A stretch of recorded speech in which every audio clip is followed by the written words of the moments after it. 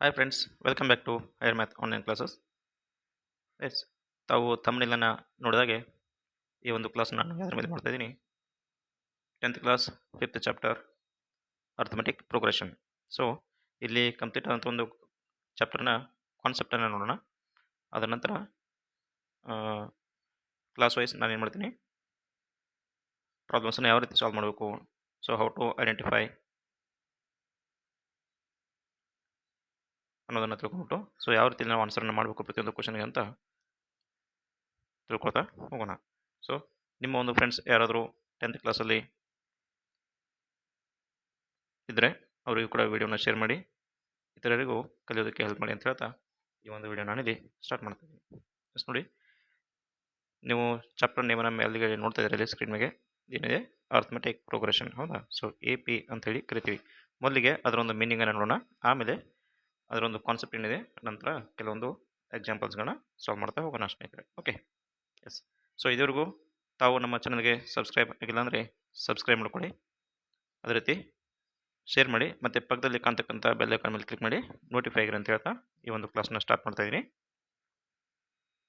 So ಈ ಒಂದು ಕ್ಲಾಸ್ಗಳನ್ನ ನೋಡಿ 10th ಕ್ಲಾಸ್ ಸ್ಟೂಡೆಂಟಿಗೂ ಕೂಡ ಹೆಲ್ಪ್ ಆಗುವಂಥದ್ದು. ಅದೇ ರೀತಿ ಈಗ ಕರಿತಾ ಇರ್ತಕ್ಕಂಥ ಕರ್ನಾಟಕ TETಯನ್ನು ಯಾರು ಬರೀತಿದ್ರ ಅವ್ರಿಗೆ ಕೂಡ ಸೊ ಮ್ಯಾಥ್ಸ್ ಪೋರ್ಷನ್ ನಿಮಗೆ ಏನಾಗುತ್ತೆ ಇಲ್ಲಿ ಕಂಪ್ಲೀಟಾಗಿ ಕವರ್ ಮಾಡ್ತಕ್ಕಂಥ ಒಂದು ಪ್ರಯತ್ನವನ್ನು ಮಾಡ್ತೀನಿ. ಯಾಕಂದರೆ ಕಾನ್ಸೆಪ್ಟ್ ನಿಮ್ಗೆ ಕ್ಲಿಯರ್ ಇದ್ದರೆ ಯಾವುದೇ ರೀತಿ ಕ್ವಶನ್ಸ್ ಮಾತ್ರವನ್ನು ಆನ್ಸರ್ ಮಾಡ್ತಕ್ಕಂಥ ಒಂದು ಎಬಿಲಿಟಿ ನಿಮ್ಮಲ್ಲಿರುತ್ತೆ. ಸೊ ಅದೇ ರೀತಿ ನಾನಿಲ್ಲಿ ಸೊ 1 ಮಾರ್ಕ್ ಆಗಿರೋದು, 2 ಮಾರ್ಕ್ ಆಗಿರ್ಬೋದು, ಮತ್ತು 4 ಮಾರ್ಕ್ ಕ್ವಶನ್ಸ್ ಕೂಡ ಅಪ್ಲೈಡ್ ಕ್ವಶನ್ಸ್ ಇಲ್ಲಿ ಬರುವಂಥದ್ದು ಮೇನ್ಲಿ 10th ಕ್ಲಾಸ್.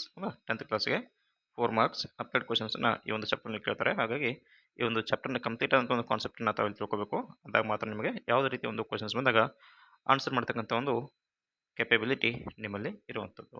ನೋಡಿ, ಅರ್ಥಮೆಟಿಕ್ ಪ್ರೋಗ್ರೆಷನ್ ಅಂತ ಕರಿತೀವಿ, ಹೌದಾ? So arithmetic progression, okay, arithmetic progression. So as U C the name of the chapter progression, ಹೌದಾ? ಅರ್ಥಮೆಟಿಕ್ ಅಂದರೆ ಗೊತ್ತಿದೆ ನಿಮಗೆ. ಸೊ ಅಂಕೆಗಣಿತ ಸಂಖ್ಯೆಗಳ ಕುರಿತು ಸ್ಟಡಿ ಮಾಡ್ತಕ್ಕಂಥ ಒಂದು ಬ್ರಾಂಚ್ ಯಾವುದು, ಅರ್ಥಮೆಟಿಕ್ ಅಂತ ಕರಿತೀವಿ ಮ್ಯಾಥಮೆಟಿಕ್ಸಲ್ಲಿ. ಅದೇ ರೀತಿ ಪ್ರೋಗ್ರೆಷನ್ ಅಂದ್ರೇನು, ತಾವೆಲ್ಲರೂ ಕೂಡ ಕೇಳ್ತೀರಾ ಪ್ರೋಗ್ರೆಸ್ ಕಾರ್ಡ್. ಪ್ರೋಗ್ರೆಸ್ ಕಾರ್ಡ್ ಅಂದರೆ ಸ್ಕೂಲಲ್ಲಿ after the end of the academic year so ಮಕ್ಕಳ ಒಂದು ರಿಸಲ್ಟ್ನ ತೋರಿಸ್ಕೋದಕ್ಕೆ ನಾವು ಏನು ಮಾಡ್ತಾರೆ, ಪ್ರೋಗ್ರೆಸ್ ಕಾರ್ಡನ್ನ ಕೊಡ್ತಾರೆ, ಹೌದಾ? ಸೊ ಹಾಗಾದರೆ ಪ್ರೋಗ್ರೆಸ್ ಕಾರ್ಡ್ ಅಂದರೆ ಏನು? ಸೊ ಪ್ರೋಗ್ರೆಸ್ ಅಂದ್ರೇನು, ಒಂದು ವರ್ಷದಲ್ಲಿ ಆ ಮಗು ಒಟ್ಟಾರೆಯಾಗಿ ಆತನಲ್ಲಿ ಏನು ನಮಗೆ ಪ್ರಗತಿ ಕಂಡು ಬಂದಿದೆ, ಹೌದಾ? ಆತನಲ್ಲಿ ಏನು ನಮಗೆ ಪ್ರೋಗ್ರೆಸ್ ಕಂಡು ಬಂದಿದೆ ಅಂತ ನಾವು ನೋಡುವಂಥ ಒಂದು ಕಾರ್ಡ್ ಅದು ಪ್ರೋಗ್ರೆಸ್ ಕಾರ್ಡ್, ಹೌದಾ? ಸೊ ಎಲ್ಲ 6 ವಿಷಯಗಳಲ್ಲಿ ಆತ ಎಷ್ಟೆಷ್ಟು ಮಾರ್ಕ್ಸ್ಗಳನ್ನ ತೆಗೆದುಕೊಂಡಿದ್ದಾನೆ, ಓರಲ್ ಆಗಿರ್ಬೋದು, ಹೌದಾ? ಅದೇ ರೀತಿ ಪಠ್ಯೇತರ ಚಟುವಟಿಕೆ ಅಂದರೆ ಪಾರ್ಟ್ ಬಿ ಅಲ್ಲಿ ಬರ್ತಕ್ಕಂಥದ್ದು, ಹೌದಾ? ಸೊ ಪಠ್ಯವನ್ನು ಹೊರತುಪಡಿಸಿ ಇನ್ನಿತರೆ ಚಟುವಟಿಕೆಯಲ್ಲಿ ಯಾವ ರೀತಿ ಆತನೊಂದು ಪ್ರೋಗ್ರೆಸ್ ಇದೆ. ಸೊ 6 ಸಬ್ಜೆಕ್ಟಲ್ಲಿ ಅಂಕಗಳನ್ನ ಸೊ ಏನು FA1 FA2 ಆಗಿರ್ಬೋದು, ಮಿಡ್ ಟರ್ಮ್ ಎಕ್ಸಾಮ್ ಆಗಿರ್ಬೋದು, ಹೌದಾ? ಈ ರೀತಿ ವರ್ಷ ಪೂರ್ತಿ ಆತನ ಒಂದು ಪ್ರೋಗ್ರೆಸ್ ಏನಿದೆ ಅಂತ ತೋರಿಸುವಂಥ ಒಂದು ಕಾರ್ಡ್ ನಮಗೆ ಪ್ರೋಗ್ರೆಸ್ ಕಾರ್ಡ್ ಅಂತೇಳಿ ಕರಿತೀವಿ. ಹಾಗಾದರೆ ಈ ಪ್ರೋಗ್ರೆಸ್ ಕಾರ್ಡ್ ಅನ್ನೋದು ನಮಗೆ ಕೇವಲ ಡೆವಲಪ್ಮೆಂಟ್ ಮಾತ್ರ ತೋರಿಸುತ್ತಾ ಇದು? ಇಲ್ಲ. ಸೊ ಇದು ಮಿಸ್ಕನ್ಸೆಪ್ಷನ್ ಇದೆ, ನೋಡ್ಕೊಳ್ಳಿ. ಪ್ರೋಗ್ರೆಸ್ ಅಂದ್ರೇನು, ಪ್ರೋಗ್ರೆಸ್ ನಮಗೆ ಯಾವುದೇ ರೀತಿ ಇರ್ಬೋದು, ಅದು ಇನ್ಕ್ರೀಸಿಂಗ್ ಆರ್ಡರ್ನಲ್ಲಿ ಇರ್ಬೋದು ಅಥವಾ ಡಿಕ್ರೀಸಿಂಗ್ ಆರ್ಡರ್ನಲ್ಲೂ ಕೂಡ ಇರಬಹುದು. ಅಂದರೆ ಮಗುವಿನಿಂದ ಪ್ರೋಗ್ರೆಸ್ ಹೆಚ್ಚಿಗೆ ಆಗೋದ್ರಲ್ಲೂ ಪ್ರೋಗ್ರೆಸ್ ಇರ್ಬೋದು ಅಥವಾ ಆತನ ಪ್ರೋಗ್ರೆಸ್ ಕಡಿಮೆ ಆಗ್ತಾ ಇರೋದ್ರಲ್ಲೂ ಆತ ಪ್ರೋಗ್ರೆಸ್ಸನ್ನು ಕಾಣ್ತಾ ಇರ್ಬೋದು. ಒಟ್ಟಾರೆ ಮೀನಿಂಗ್ ಅಂದರೆ ಪ್ರೋಗ್ರೆಸ್ ಅಂದ್ರೇನು, ಏರುಗತಿ ಕಾಣುವಂಥದ್ದು. ಅಂದರೆ ಅದು ಹೆಚ್ಚಾಗೋದ್ರಲ್ಲಿ ಕೂಡ ಏರಿಕೆ ಆಗ್ತಿರ್ಬೋದು, ಅಥವಾ ಕಡಿಮೆ ಆಗೋದ್ರಲ್ಲೂ ಕೂಡ ಮುಂದುವರಿತಾ ಇರ್ಬೋದು, ಹೌದಾ? ನೋಡಿ, ಮೊದಲಿಗೆ ಆತ ಏನು ಮಾಡ್ತಾನೆ, ಒಂದು 20ಗೆ 15 ಮಾರ್ಕ್ಸ್ಗಳನ್ನ ತೆಗೆದುಕೊಂಡಿರ್ತಾನೆ. ಸೊ 2ನೇ ಟೆಸ್ಟಲ್ಲಿ ಒಂದು 12 ಮಾರ್ಕ್ಸ್ನ ತೆಗೆದುಕೊಳ್ತಾನೆ.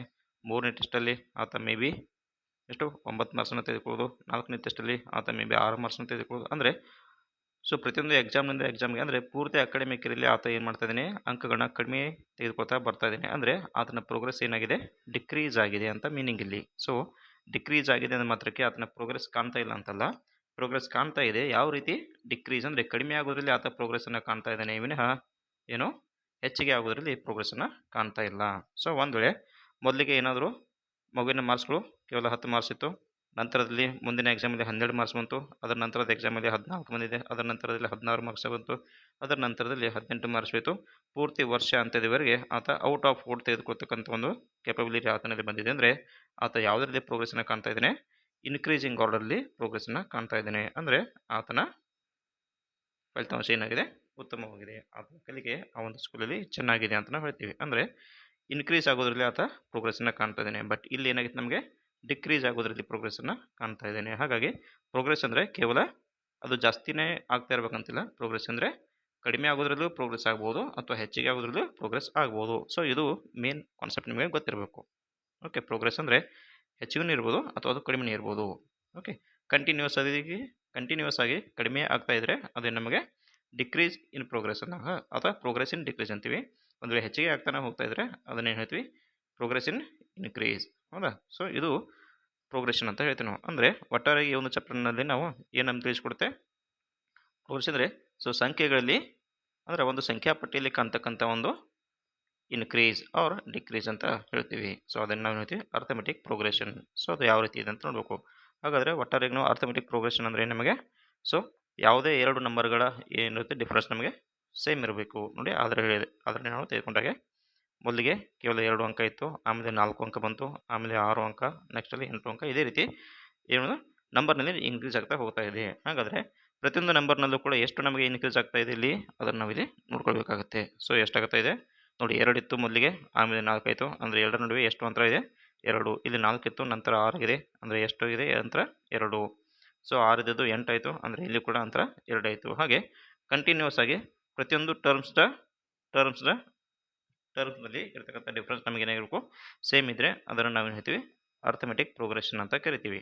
ಓಕೆ, ಅಂದರೆ ಸೊ ಒಂದು ನಂಬರ್ನಿಂದ ಮತ್ತೊಂದು ಮುಂದಿನ ನಂಬರ್ಗೆ ಏನಿರಬೇಕು ಅಂತರ ಸೇಮ್ ಇರಬೇಕು, ಅಂದಾಗ ಮಾತ್ರ ಅದನ್ನು ಹೇಳ್ತೀವಿ ಅರ್ಥಮೆಟಿಕ್ ಪ್ರೋಗ್ರೆಷನ್ ಅಂತ ಕರಿತೀವಿ.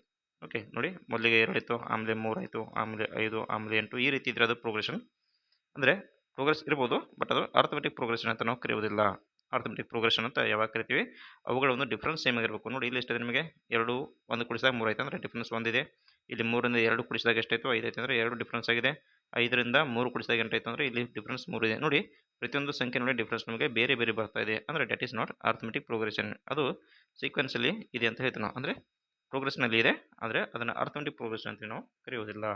ಓಕೆ, ಇದು ಮೇನ್ ಕಾನ್ಸೆಪ್ಟ್ ನಿಮಗೆ ಗೊತ್ತಿರಬೇಕು. ಹಾಗಾದರೆ ಒಂದು ವೇಳೆ ಡಿಕ್ರೀಸ್ ಆದಾಗ ಹೇಗೆ ನೋಡಿ, ಈ ಒಂದು ಸಂಖ್ಯೆ ಏನು ಡಿಫ್ರೆನ್ಸ್ ಇದೆ, ಈ ಸಂಖ್ಯೆಗೆ ನಾವು ಹೇಳ್ತೀವಿ ಕಾಮನ್ ಡಿಫ್ರೆನ್ಸ್ ಅಂತ ಕರಿತೀವಿ. ಅಂದರೆ ಎಲ್ಲ ಟರ್ಮ್ಸ್ನ ನಡುವೆ ಇರತಕ್ಕಂಥ ಒಂದು ಸಾಮಾನ್ಯ ವ್ಯತ್ಯಾಸ. Okay, common difference. ಓಕೆ, ಇದನ್ನು ನಾವು ಹೇಗೆ ಗುರುತಿಸ್ತೀವಿ, ಡಿ = 2 ಆಗಿರ್ಬೋದು. ಓಕೆ, ಎಸ್ ನೋಡಿ ಇನ್ನೊಂದು ಎಕ್ಸಾಂಪಲ್ 10. ಓಕೆ, 10, 7, 4, 1 ಈ ರೀತಿ ನಮಗೆ ಇದೆ. ಅಂದರೆ ನಂಬರ್ ಏನಾಗಿದೆ ನಮಗೆ ಡಿಕ್ರೀಸ್ ಆಗ್ತಾ ಇದೆ. ಸೊ ಡಿಕ್ರೀಸ್ ಆಗ್ತಾ ಇದೆ ಅಂದರೆ ನಮಗೆ ಡಿಫ್ರೆನ್ಸ್ ನೆಗೆಟಿವ್ ಇದೆ ಅಂತ ಅರ್ಥ, ಅಂದರೆ ಕಡಿಮೆ ಆಗ್ತಾ ಇದೆ. ಸೊ ನೋಡಿ 10ರಿಂದ 7 ಅಂದರೆ ಎಷ್ಟಾಯಿತು ಡಿಫ್ರೆನ್ಸ್, ಇಲ್ಲಿ 3 ಡಿಫ್ರೆನ್ಸ್ ಆಯಿತು. 7 ಮತ್ತು 4 ನಡುವೆ ಇರತಕ್ಕಂಥ ಅಂತರ ಎಷ್ಟಿಲ್ಲಿ 3. ಅಂದರೆ ಡಿಕ್ರೀಸ್ ಅಂದರೆ ಕಡಿಮೆ ಆಗ್ತಾ ಇದೆ ಅಂದ್ರೆ ಡಿಫ್ರೆನ್ಸ್ ವಿಲ್ ಬಿ -3. ಅದನ್ನು ನಾವು ಯಾವ ರೀತಿ ಸಿಸ್ಟಮೆಟಿಕ್ ಆಗಿ ಕಲಿತೀವಿ ಅಂತ ನೋಡೋಣ ಈಗ. ಓಕೆ, ಎಸ್, ಕೇವಲ ಇದು ಕಾನ್ಸೆಪ್ಟ್ ಕ್ಲಾಸ್ ಮಾತ್ರ ಇದೆ. ಪ್ರಾಬ್ಲಮ್ಸನ್ನು ಸಾಲ್ವ್ ಮಾಡೋದು ನೆಕ್ಸ್ಟ್ ಕ್ಲಾಸಲ್ಲಿ ನಾನು ತೆಗೆದುಕೊಳ್ತೀನಿ. ಓಕೆ, 1 by 1 ಕಲಿತಾಗ ಮಾತ್ರ ನಮಗೆ ಸಂಪೂರ್ಣವಾಗಿ ಪ್ರತಿಯೊಂದು ಚಾಪ್ಟರ್ ಅರ್ಥ ಆಗುವಂಥದ್ದು. ಎಸ್ ನೋಡಿ, ಯಾವುದೊಂದು ಪ್ರೋಗ್ರೆಷನ್ನ ಫಸ್ಟ್ ಸಂಖ್ಯೆ ಏನಿದೆ ನಾವು ಫಸ್ಟ್ ಟರ್ಮ್ ಅಂತ ಕರಿತೀವಿ. ಸೊ ಆ ಒಂದು ಡಿಫ್ರೆನ್ಸ್ನ ಕೂಡಿಸಿದಾಗ ಬರ್ತಕ್ಕಂಥ ಎರಡನೇ ನಂಬರ್ ಏನಂತೀವಿ ಸೆಕೆಂಡ್ ಟರ್ಮ್ ಅಂತ ಹೇಳ್ತೀವಿ. ನಂತರ ಕೂಡಿಸ್ತಕ್ಕಂಥ ನಂಬರ್ನ ಹೇಳ್ತೀವಿ ಥರ್ಡ್ ಟರ್ಮ್. ಅಂದರೆ ಇದು first term, this is second term, this is third term. Okay, second term, third term, ಅದೇ ರೀತಿ ಕಂಟಿನ್ಯೂಸ್ ಆಗುತ್ತೆ. ಸೊ ಕೊನೆಯ ಟರ್ಮ್ನ ನಾವು ಯಾವ ರೀತಿ ಬರ್ತೀವಿ ನೋಡಿ, ಪ್ರತಿಯೊಂದಕ್ಕೂ ಏನು ಗೊತ್ತಾಗ್ತಿದೆ ನಿಮಗೆ, ಫಸ್ಟ್ ಟರ್ಮ್ ಅಂದರೆ ಅದರಲ್ಲಿ ಯಾವುದೇ ಡಿಫ್ರೆನ್ಸ್ಗಳು ಇರೋಂಗಿಲ್ಲ, ಅದೇ ಫಸ್ಟ್ ಇರುತ್ತಾಗೆ ಡಿಫ್ರೆನ್ಸ್ ಇರೋದಿಲ್ಲ. ಅಂದರೆ ಸೆಕೆಂಡ್ ಟರ್ಮ್ ಬರಬೇಕಾದ್ರೆ a+d ಅಂತ ಬರಿತೀವಿ. ಅಂದರೆ ಮೊದಲನೇ ಟರ್ಮಲ್ಲಿ ಅಂತರವನ್ನು ಕೂಡಿಸಿದಾಗ ನಮಗೆ ಏನಾಗುತ್ತೆ, ಎರಡನೇ ಟರ್ಮ್ ಸಿಗುವಂಥದ್ದು. ಸೊ a+2d ಅಂದರೆ ಡಿಫ್ರೆನ್ಸ್ನ 2 ಬಾರಿ ಕೂಡಿಸಿದಾಗ ಏನಾಗುತ್ತೆ ನಮಗೆ ಮೊದಲನೇ ಟರ್ಮಲ್ಲಿ 3ನೇ ಟರ್ಮ್ ಸಿಗುವಂಥದ್ದು. ನೋಡಿ ಸೆಕೆಂಡ್ ಟರ್ಮ್ ಇದ್ದಾಗ ಡಿ ನಮಗೆ ಕೇವಲ ಒಂದೇ ಬರುತ್ತೆ. ಥರ್ಡ್ ಟರ್ಮ್ ಇದ್ದಾಗ ಡಿ ನಮಗೆ ಎಷ್ಟಾಗುತ್ತೆ, ಇಲ್ಲಿ 2 times d ಬರುತ್ತೆ. ಅಂದರೆ ಇಲ್ಲಿ ಎಷ್ಟನೇ ಟರ್ಮ್ ಇತ್ತು ಅದಕ್ಕಿಂತ ಒಂದು ಕಡಿಮೆ ಡಿಯಲ್ಲಿ ನಾವು ತೋರಿಸ್ತೀವಿ. ಅಂದರೆ 3 ಇದ್ದಾಗ 2d ಆಗುತ್ತೆ, ಸೆಕೆಂಡ್ ಇದ್ದಾಗ 1d ಆಗುತ್ತೆ. ಅದೇ ರೀತಿ ಲಾಸ್ಟ್ ಅಂದರೆ ಕೊನೆಯ nth ಟರ್ಮ್ನ ನಾವು ಎಂತ ತೋರಿಸ್ತೀವಿ, a+n - 1 × d. ಅಂದರೆ ನೋಡಿ ಇಲ್ಲಿ n ಇದೆ ಅಂದರೆ ಅದಕ್ಕಿಂತ ಒಂದು ಕಡಿಮೆ ಇಲ್ಲಿರಬೇಕು. ನೋಡಿ ಇಲ್ಲಿ 3 ಇದೆ, ಅದಕ್ಕಿಂತ ಇಲ್ಲಿ ಒಂದು ಕಡಿಮೆ ಇದೆ. ಹೌದಾ? ಸೊ ಇಲ್ಲಿ 2 ಇದೆ, ಅದಕ್ಕಿಂತ ಒಂದು ಕಡಿಮೆ ಇಲ್ಲಿದೆ. ಅಂದರೆ ಇಲ್ಲಿ nth ಟರ್ಮ್ ಕೊನೆಯ ಟರ್ಮ್ ಇದ್ದರೆ ಏನು ಹೇಳ್ತೀವಿ, ಅದಕ್ಕಿಂತ ಒಂದು ಕಡಿಮೆ ಟರ್ಮ್ ನಮಗೆ ಇಲ್ಲಿ ಸಿಗುವಂಥದ್ದು. ಸೊ a+n - 1 × d ಇದನ್ನು ಏನು ಹೇಳ್ತೀವಿ, an ಅಂತ ಹೇಳ್ತೀವಿ. ನೋಡಿ an = a+ into bracket n - 1 × d. Okay, so this is formula to find the nth term. ಅಂದರೆ ಆ ಒಂದು ಪ್ರೋಗ್ರೆಷನಲ್ಲಿ ಇರತಕ್ಕಂಥ ಕೊನೆಯ ಒಂದು ಪದವನ್ನು ನಾವೇನು ಹೇಳ್ತೀವಿ, an = a+n - 1 × d ಅಂತೇಳಿ ಬರೆಯುವಂಥದ್ದು. ಓಕೆ, ಹಾಗಾದರೆ ಸೊ ಫಸ್ಟ್ ಟರ್ಮ್ ಅಂದರೆ ಏನು ಬರಿತೀವಿ ನಾವು ನೋಡಿ. ಫಸ್ಟ್ ಟರ್ಮ್ ಇದನ್ನು ಫಸ್ಟ್ ಟರ್ಮ್ ಅಂತ ಓದ್ತೀವಿ. ಫಸ್ಟ್ ಟರ್ಮನ್ನು ಯಾವ ರೀತಿ ಬರಿತೀವಿ, ಎ ಅಂತೇಳಿ.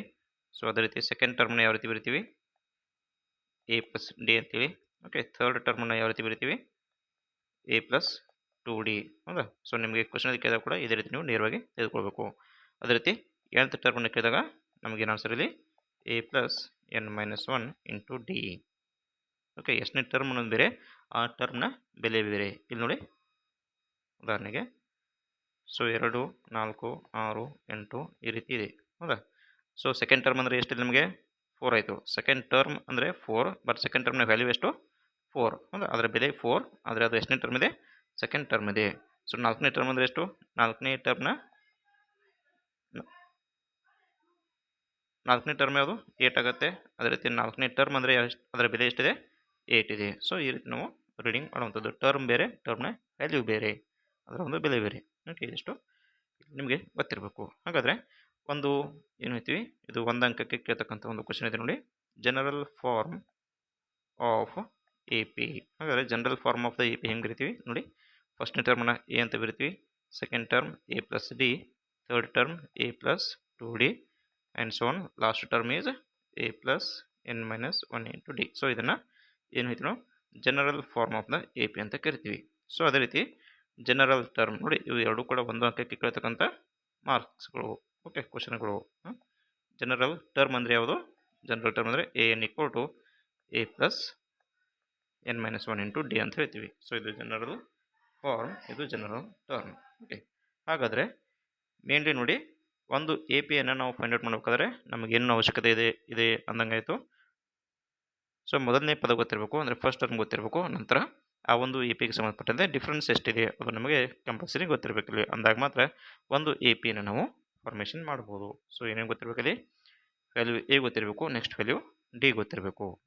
ಓಕೆ, ಅದೇ ರೀತಿ ಜನರಲ್ ಫಾರ್ಮ್ ಅಂತ ಏನಿದೆ, a n equal to a plus n minus 1 into d ಇದೆ. ಹಾಗಾದರೆ ಒಟ್ಟು ಎಷ್ಟು ನಮಗಿಲ್ಲಿ ಪ್ಯಾರಾಮೀಟರ್ಸ್ ಇದೆ ನೋಡಿ.